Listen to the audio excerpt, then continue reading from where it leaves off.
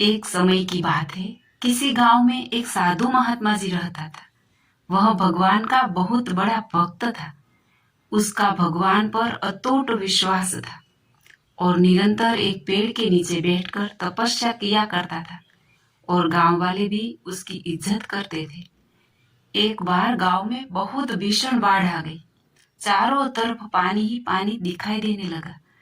सभी लोग अपनी जान बचाने के लिए ऊंचे स्थानों की तरफ बढ़ने लगे। जब लोगों ने देखा कि साधु महात्मा जी अभी भी पेड़ के नीचे बैठे भगवान का नाम जप रहे हैं, तो उन्हें यह जगह छोड़ने की सलाह दी। पर साधु ने कहा, तुम लोग अपनी जान बचाओ, मुझे तो मेरा भगवान बचाएगा। धीरे धीरे पानी का स्तर बढ़ता गया और पानी साधु के कमर तक आ पहुंचा। इतने में वहां से एक नाव गुजरी। नाविक ने कहा, हे साधु महाराज, आप इस नाव पर सवार हो जाइए, मैं आपको सुरक्षित स्थान तक पहुंचा दूंगा। तब साधु महात्मा जी ने कहा, नहीं, मुझे तुम्हारी मदद की आवश्यकता नहीं है, मुझे तो मेरा भगवान बचाएगा। नाव वाला चुपचाप वहां से चला गया। कुछ देर बाद बाढ़ और प्रचंड हो गई। साधु ने पेड़ पर चढ़ना उचित समझा और पेड़ पर चढ़कर वहां बैठकर ईश्वर को याद करने लगा।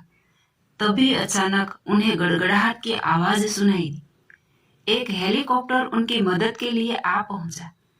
बचाव दल ने एक रस्सी लटकाई और साधु को उसे जोर से पकड़ने का आग्रह किया।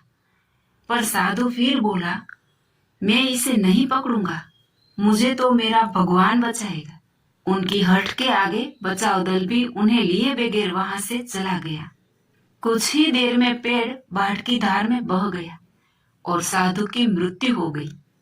मरने के बाद साधु महात्मा जी स्वर्ग पहुंचे और भगवान से बोले, हे प्रभु, मैंने तुम्हारी पूरी लगन के साथ आराधना की, तपस्या की, पर जब मैं पानी में बुड़कर मर रहा था तब तुम मुझे बचाने नहीं आए, ऐसा क्यों प्रभु?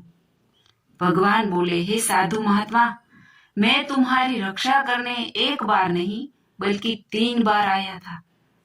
पहला ग्रामीणों के रूप में, दूसरा नाव वाले के रूप में और तीसरा हेलीकॉप्टर बचाव दल के रूप में, किंतु तुम मेरे इस अवसर को पहचान नहीं पाए। मित्रों, मुसीबत के वक्त भगवान हमारी रक्षा करते हैं, लेकिन हम समझ नहीं पाते। जय स्वामीनारायण।